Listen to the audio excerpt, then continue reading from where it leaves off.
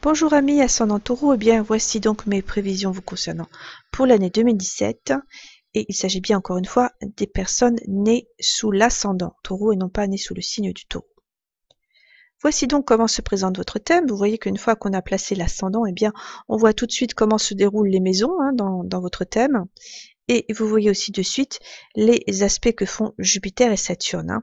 Jupiter est en fait dans le signe de la Vierge depuis l'été 2016 et en fait il va y rester encore jusqu'en septembre 2017, donc une petite année encore. Et donc le fait que Jupiter soit dans la maison des enfants ou des amours, eh bien n'est pas si bon que ça pour vous, puisque Jupiter dans votre thème gouverne cette maison 8 ici en Sagittaire, qui est quand même la maison des destructions et des pertes. Donc cet aspect de Jupiter en maison 5 eh bien, peut donner des difficultés pour vos enfants, notamment l'aîné de vos enfants, qui pourrait avoir des difficultés, alors soit par exemple à l'école, puisque la maison 5, enfin plutôt le signe de la Vierge est en relation avec le travail, donc pour les enfants l'école, et puis est en relation également avec la santé. Donc il pourrait y avoir quand même des problèmes de santé pour votre enfant cette année. Si vous n'avez pas d'enfant, eh bien vous pourriez, si vous cherchez à tomber enceinte, si vous êtes une femme, eh bien vous pourriez par contre ici avoir quand même des difficultés à ce niveau. Et si vous tombez enceinte, eh bien ça pourrait quand même ne pas se dérouler comme prévu, donc faites bien attention, surveillez bien la santé. Si vous n'êtes dans aucun de ces deux cas-là, on verra après que c'est plutôt les relations amoureuses qui peuvent être un petit peu perturbées. On va regarder en fait ce que fait Saturne. Eh bien, Saturne va rentrer encore une fois dans le signe du Sagittaire très prochainement et va activer cette maison 8 que je viens d'évoquer, qui est quand même une maison difficile. Alors, qu'est-ce qui va se passer? Parce que votre Saturne, pour vous, en fait, il est excellent dans votre thème natal. Il gouverne deux maisons qui sont bénéfiques. Il gouverne d'une part la maison 9, qui est la meilleure des maisons, la maison de la chance, et il gouverne la maison 10, qui est une maison angulaire et qui gouverne votre carrière. Donc Saturne, pour vous, au contraire de Jupiter, c'est une planète qu'on appelle bénéfique. Or, Saturne est dans une maison, mais maléfique. Alors, qu'est-ce qui se passe? Bien, en fait, Saturne ne va pas pouvoir vraiment apporter ses bienfaits dans cette maison, mais elle peut éventuellement adoucir les effets. Donc, attendez-vous quand même à des changements importants concernant la carrière, puisque Saturne gouverne votre carrière.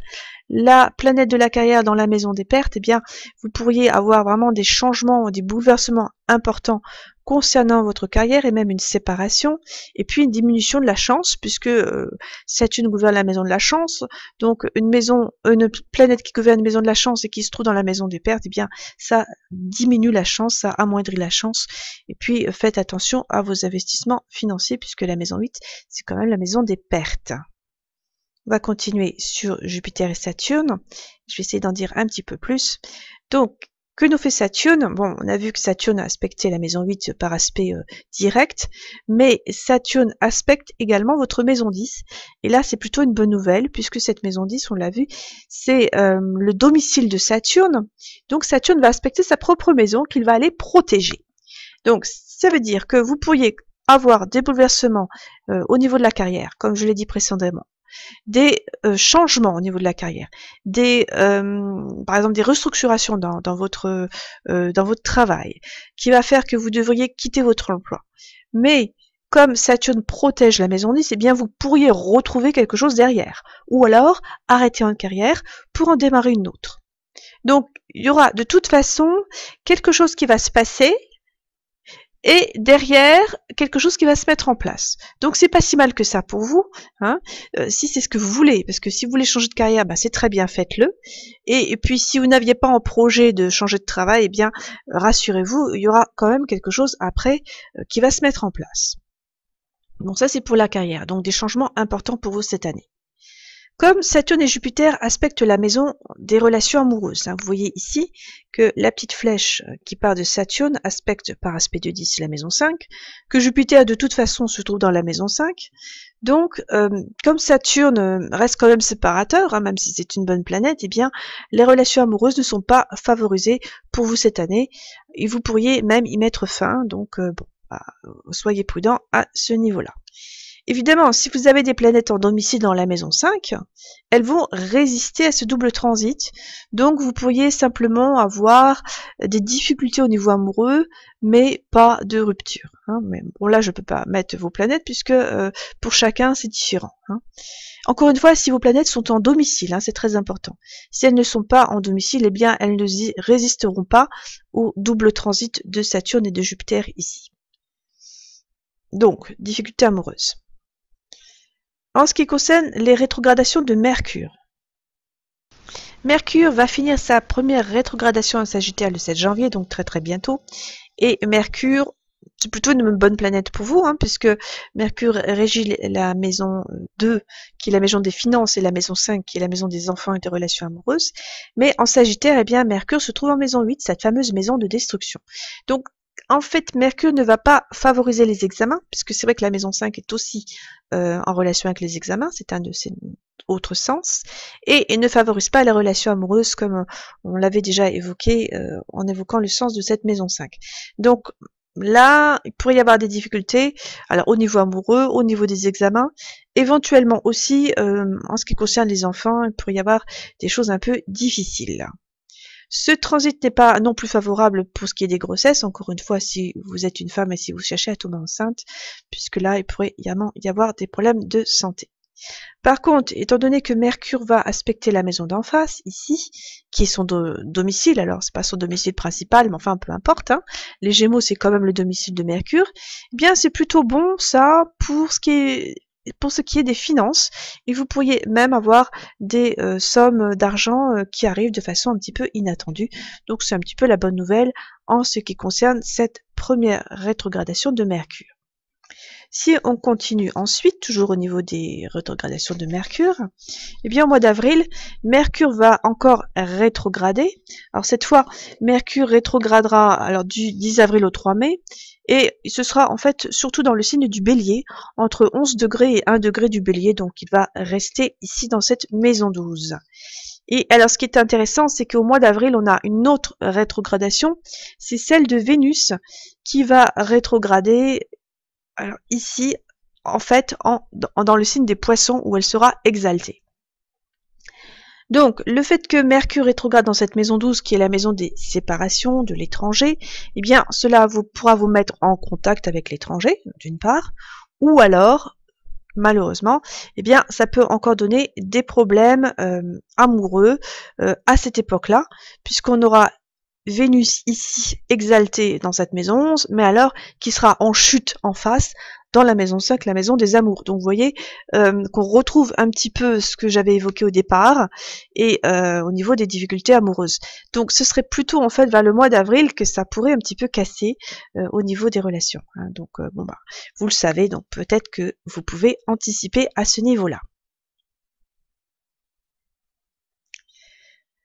Voilà, donc je vous ai mis encore un petit texte pour vous aider, parce que bon, je ne peux pas me rappeler du tout quand je fais mes prévisions, donc ça m'aide un petit peu également à me rappeler de ce que je voulais vous dire.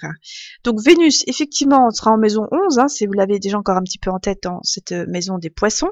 Donc ça, par contre, ça va favoriser le domaine des amis, puisque la maison 11, c'est les amis ou les projets, donc ça sera bon à ce niveau-là. Hein. Mais comme je viens de vous le dire, eh bien en maison 5 en face, qui est le signe de chute de Vénus, par contre, là, au niveau des amours, ce sera quand même beaucoup moins bon. Vénus gouverne également la maison des disputes des maladies. Et oui, Vénus gouverne votre maison 6. Donc, encore une fois, il peut y avoir des disputes amoureuses. Hein, on l'a déjà évoqué, ou alors des maladies pour les enfants, puisqu'elle aspectera cette fameuse maison 5 dans laquelle elle est en chute, ou des maux d'estomac, donc là je vous ai rajouté une petite signification, puisque ça c'est une autre signification de la maison 5. Donc effectivement, ce transit de Vénus, pour vous, amis ascendant Taureau, eh bien ce n'est pas si bon que ça, en ce qui concerne les amours et les enfants, puisque cette maison 5 va vraiment souffrir avec ce transit de Vénus. Bon, par contre, heureusement, les projets, les amis, ça c'est bon pour vous. Au mois de juin, Jupiter est revenu via direct, c'est-à-dire qu'en fait il était en train de rétrograder dans le signe de la Vierge et il va reprendre sa course dans le dernier tiers du signe de la Vierge. Donc pour les personnes ayant une planète vraiment entre 20 et 29 degrés de la Vierge, eh bien il pourrait y avoir un événement qui sera en relation avec les significations de la planète qui s'y trouve. Donc comme je ne sais pas de laquelle il s'agit, évidemment, je vous ai mis les significations possibles si, encore une fois, vous avez une planète dans ces degrés-là. Alors sachez quand même que Jupiter n'est pas une planète bénéfique en ce qui vous concerne, hein. Vous irez jeter un petit coup d'œil sur le petit texte pardon, que je vous ai mis concernant les planètes bénéfiques et maléfiques. Comme Jupiter gouverne cette fameuse maison 8, eh bien, il aura quand même tendance à agir selon les significations de cette maison. Donc, il peut quand même vous apporter des bouleversements, des destructions lors de ces transits. Donc, j'en ai tenu compte ici dans les significations des planètes ici qui se trouvent ou qui se trouveraient entre 20 et 29 degrés de la Vierge, hein. J'en ai tenu compte pour savoir un petit peu qu'est-ce que Jupiter pourrait apporter par rapport à ces planètes. Donc vous voyez qu'il y a souvent des changements, hein, donc la maison 8, un bouleversement, changement, une vitalité qui peut être affaiblie puisque le soleil représente la vitalité, et puis éventuellement ici, eh bien, sortie d'un bien, donc ça c'est bien si vous avez envie de vendre quelque chose, eh bien ce serait très très bien si vous avez le soleil sur ces degrés-là. Je vous laisse regarder par rapport à votre thème, et puis ensuite on va continuer avec les rétrogradations de Mercure. Donc en août, eh bien Mercure rétrogradera dans le signe du Lion, donc en fait exactement entre 18 et 5 degrés du Lion, et sa rétrogradation se fera entre le 14 août et le 5 septembre. Donc Mercure eh bien, sera dans votre maison 4, et là eh bien, elle va favoriser plutôt alors les pratiques spirituelles à la maison, par exemple, hein, puisque Mercure gouverne votre maison 5, donc ça c'est aussi tout ce qui est un petit peu pratique spirituelle. Comme il va se trouver dans votre maison 4, qui est la maison de votre habitat, bien donc c'est bon pour les pratiques spirituelles à la maison, hein, je vous explique un petit peu. Les déplacements pour les loisirs, hein, Mercure c'est une planète qui est en relation avec les déplacements, donc ça c'est bon aussi, durant cette période-là. Bon, c'est le mois d'août, donc c'est le mois des vacances. Donc ça correspond plutôt bien. Et ce transit est également bon si vous avez un entretien, puisque Mercure qui gouverne la maison 5 aspecte la maison 10 en face et apporte de la chance dans la carrière. Donc si vous cherchez un travail, eh bien ce mois d'août pourrait vraiment vous apporter de la chance à ce niveau-là et vous pourriez pardon, passer un entretien avec succès. Entre juillet et septembre, Saturne, cette fois on revient sur Saturne, c'est lui qui fera du surplace entre 27 et 29 degrés du Scorpion, donc vraiment à la fin du Scorpion, il va revenir dans ce signe, hein, c'est-à-dire qu'il va être en Sagittaire, et puis il va revenir malheureusement, je dis malheureusement parce que le signe du Scorpion c'est quand même un signe difficile, et quand Saturne s'y trouve, eh bien ça apporte quand même des grosses catastrophes, comme on a vu les 2 dernières années, hein. Bref, donc Saturne reviendra ici entre 27 et 29 degrés du Scorpion, et par contre pour vous Saturne c'est une bonne planète, donc il va favoriser la planète qui se situe autour de ces degrés, hein. Donc je vous ai encore mis quelques significations, les événements qui pourraient arriver si, et vraiment si vous avez une planète dans ces degrés-là, hein. Donc vous regarderez si ça vous correspond. Et puis en décembre, eh bien, ce sera la dernière rétrogradation de Mercure. Et là, eh bien, il pourrait y avoir des changements importants pour les enfants concernant les loisirs. Voilà. Un dernier mot. Donc voilà, c'est le reste des significations. Les personnes célèbres ayant un ascendant taureau. Alors, il y a Albert de Monaco, par exemple, hein.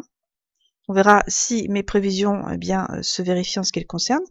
François Hollande, qui est également ascendant taureau. Et puis Jean-Paul Belmondo également. Alors en ce qui concerne François Hollande, bien c'est plutôt amusant parce que bon maintenant on le sait, il ne se représentera pas et finalement ces histoires de changement de carrière, ça lui correspond plutôt bien je trouve. Et ce que j'ai dit finalement pour les ascendants taureaux, à savoir qu'il y aurait quand même autre chose derrière, eh bien bon, bah, ça correspond également à François Hollande qui n'arrêtera pas sa carrière, hein, qui ne se retrouvera pas sans rien, mais qui continuera en fait toujours en politique. Voilà, c'était mes prévisions en ce qui vous concernait, ascendant taureau. Tenez-moi au courant si vous le souhaitez. Et puis, bonne chance pour vous. À bientôt. Au revoir.